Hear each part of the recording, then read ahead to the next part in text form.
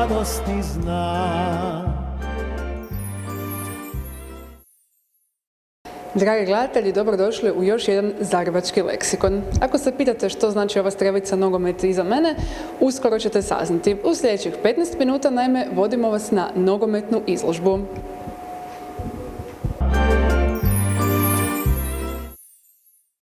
Ćemo mi onda krenuti lagano u razgled. Što nam možete reći, otkud krećemo? Evo ga, krećemo. Dakle, kao što je doktorica Mihoci rekla, pokušali smo povezati jednu povijesnu nit igranja nogometa ili preciznije loptanja, s obzirom da je riječ nogomet relativno mladog nastanka, a nekakvo loptanje je krenulo i prije. Pa evo, Prirodoslovni muzej se pobrinuo da prikaže jednu igru koja je počela prije 76 milijuna godina, a tu se lijepo vidi da ti kotrljani igraju baš stražnjim nogama, dakle baš je nogomet, nije rukomet u pitanju. I onda prelazimo na nešto što je recimo vrlo zanimljivo, relativno malo poznato, a žao nam je da je to tako.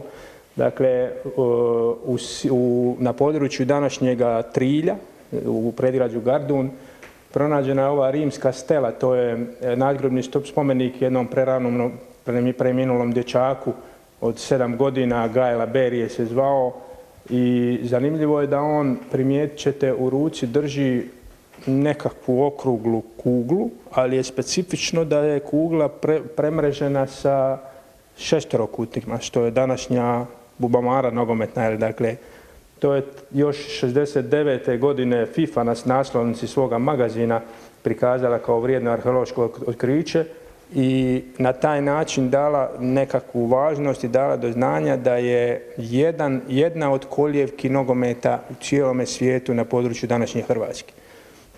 Kroz razne ostale nalaze zaključilo se da se nogomet igrao i prije dolaska Rimljana, da su u stvari nogomet igrali ilirsko pleme Delmati. Još, znači, ovo je spomenik iz 1. stoljeća poslije Krista, a pretpostavlja da se igralo još i par stotina godina ranije. I sad zaslugom, uvjetno rečeno zaslugom Rimljana koji su došli pokoriti te Delmate, koji su od njih preuzeli tu nogometnu igru na području Sinja, Dalmacije ili koliko šire već. Rimljani su naravno, znamo kako povijest išla dalje, krenuli osvajanje cijeloga svijeta, Veliko rimsko carstvo, i tako su nogometnu igru prenijeli praktički u cijeli svijet i s tim je u stvari kolijevka, jedna od kolijevki nogometna Sinj, Sinjska krajina, Dalmacija. Znači, nogomet se tu igrao već davno. Još jedan zanimljiv spomen postoji danas na crkvi Svetoga Roka u Dubrovniku, na maloj crkvici, gdje je vjerojatno tadašnji svećenik te crkve uklesao na zid crkve na latinskom jeziku natpis koji znači mir vama, sjetite se da ćete umrijeti vi koji se igrate loptom. Dakle, već tada se spominje nogometna lopta, odnosno igranje nogama, i zanimljivo je koliko je to u stvari nepoznato. A nešto što postaje poznato i što je već relativno prihvaćeno i znano, dakle, prva nekakva klasična nogometna utakmica današnjih nogometnih pravila igrana je u Rijeci, ali se to ne tretira kao utakmica koju Hrvatska prisvaja kao svoju prvu utakmicu, zato što su igrali mađarski radnici koji su radili u Rijeci i engleski inženjeri i radnici koji su radili u tadašnjem Torpedu u Rijeci, pa je to, recimo, uvjetno rečena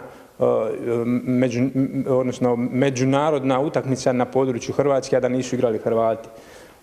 O tome postoji spomen i dan danas u Rijeci, spomen ploča nogometne utakmice, a nešto što mi uzimamo kao početak hrvatskog igranja nogometa je opet vezano na Engleze, naravno, jer su oni tada taj nogomet nekako ukalupili, imali su nogometne lopte i jedan od engleskih tvorničara koji je došao u Županju raditi tvornicu tanina, donio je sa sobom nogometnu loptu i tad se prvi put igrala nogometna utakmica u kojoj su igrali Hrvati. Znači, on je bio Englez, možda još koji Englez s njime koji je došao, ali većina su bili Hrvati i to je prvo igranje nogometa u Hrvatskoj. Danas postoji spomenik u Županji, to je prvoj nogometnoj lopti i na kraju krajeva stadion županjskog ligaša se zove stadion prvoj nogometnoj lopti, tako da eto, na taj način se to spominje.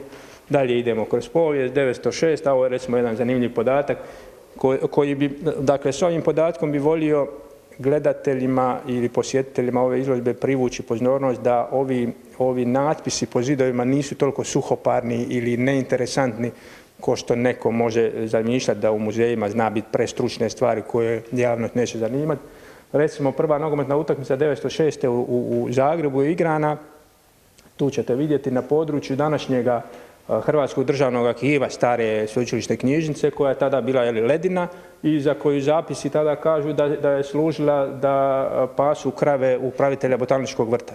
Što će vjerojatno biti nekome zanimljivo i simpatično zapamtiti, ili još kažu detalji, bilo je 700-800 gledatelja i naravno kako je to prva javna utakmica, praktički niko nije znao pravila i oni su gledali onako kao neki novi sport.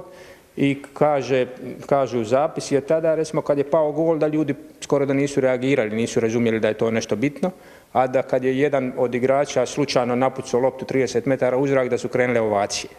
Toliko opoznavanje. To je bila atrakcija posebno.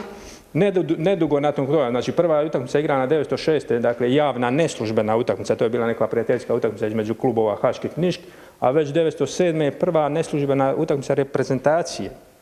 Znači, jedan od igrača koji je igrao tada u Hašku, u Pnišku, bio je jedan Čeh koji je predložio da svojim kolegama iz Zagreba dođu u Češku, da sa tada legendarnom Slavijom odigraju prijateljsku utakmicu, ali kako je tu bilo igrača iz različitih klubova, nisu znali pod kojim bi imenom igrali, pa su se nazvali Hrvatska i zanimljivo je da je pred utakmicu svirala Lijepa naša. Dakle, prva neslužbena utakmica već 1907. 1912. je godina kad Nogometni savez priznaje, odnosno kada događaj koji je dakle, na Hrvatskom športskom savezu, što je recimo pandan danas Hrvatskog olimpijskog odbora, je osnovana sekcija za nogomet i to je prvo organizirano djelovanje nogometa u Hrvatskoj i to se smatra kao datum osnivanja Hrvatskog nogometnog saveza. I sada ponovo dolazimo u neko modernije vrijeme kada opet pokušavamo prikazati utjecaj nogometa na kulturu, umjetnost i obratno. Recimo ovdje imamo primjer logotipa tadašnjeg Nogometnog saveza Hrvatske koji je praktički ostao nepromijenjen do danas. Jedino je, dakle on je nastao 1972. godine, radio ga je akademski kipar Marijan Zaradić. Dakle, razlika današnjeg i tadašnjeg koji je prvi napravljen je da je tada naravno morala biti zvijezda petokraka zbog tadašnjeg uređenja i tad se zvao Nogometni savez Hrvatske, sad se zove Hrvatski nogometni savez pa su slova malo ispremiješana, ali otprilike je to do danas sačuvano i drago nam je da slijedimo tu bogatu povijest i tradiciju još od 1972. i sa logotipom. Isti autor je i autor ovoga trofeja podmlatka, što je najveća nagrada Nogometnog saveza za doprinos nogometu u Hrvatskoj.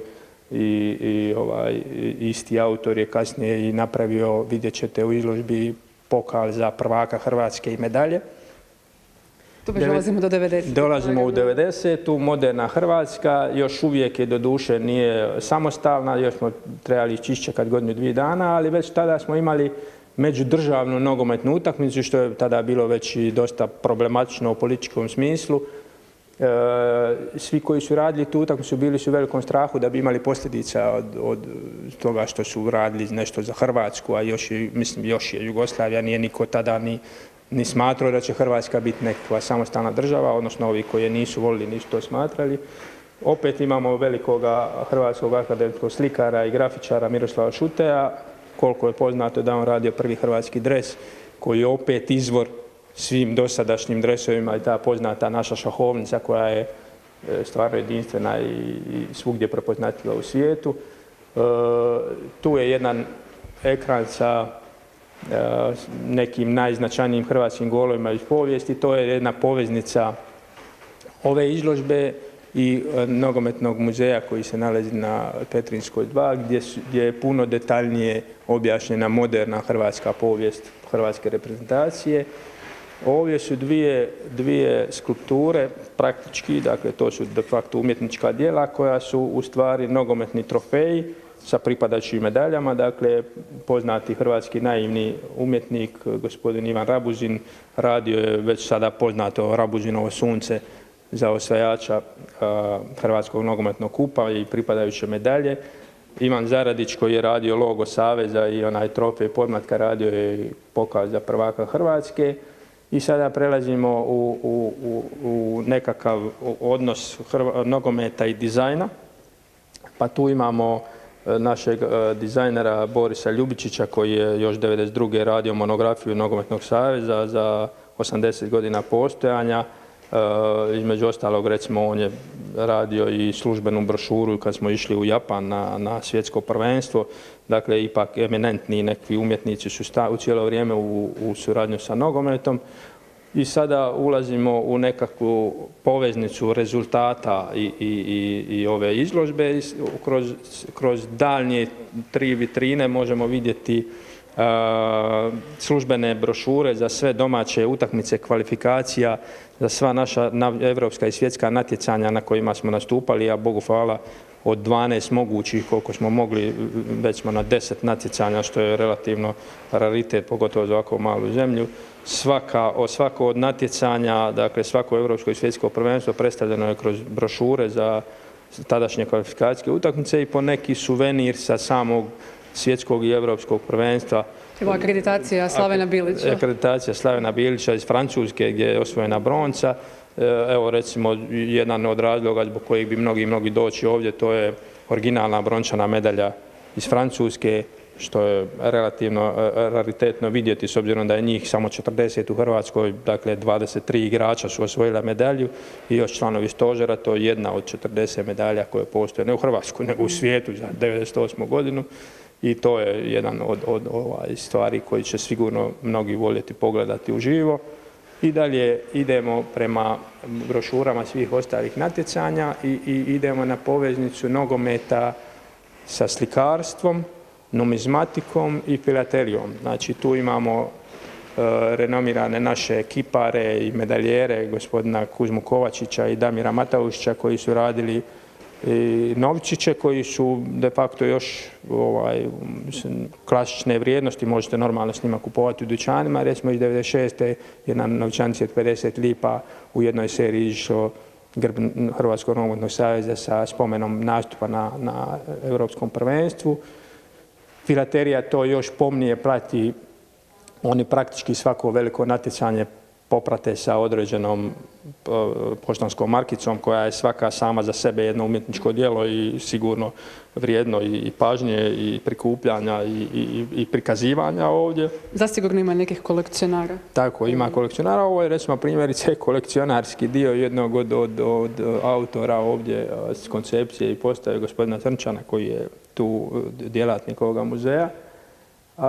I evo izložba u principu recimo simbolično završava sa izborom iz mnogih recimo ovih umjetničkih dijela koja imaju nekakve poveznice sa nogometom. Tu su tri izdvojene umjetničke slike i kao što smo počeli sa skarabejima na početku kao poveznicom sa Hrvatskim prirodoslovnim muzejom, tako smo nastojali još jednu poveznicu napraviti pa smo prikazali da Hrvatski prirodoslovni muzej ima svoju malonogometnu sekciju koja se natječe na određenom prvenstvu muzeja svake godine zagrebačkih i eto imaju svojevrsne rezultate, par trećih mjesta.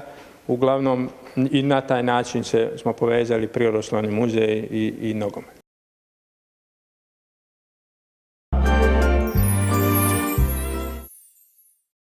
Evo, dragi gledatelji, nadam se da ste uživali u proteklim minutama, kao što sam ja uživala na ovoj nogometnoj izložbi. Svakako budite s nama i sljedeći petak. Doviđenja.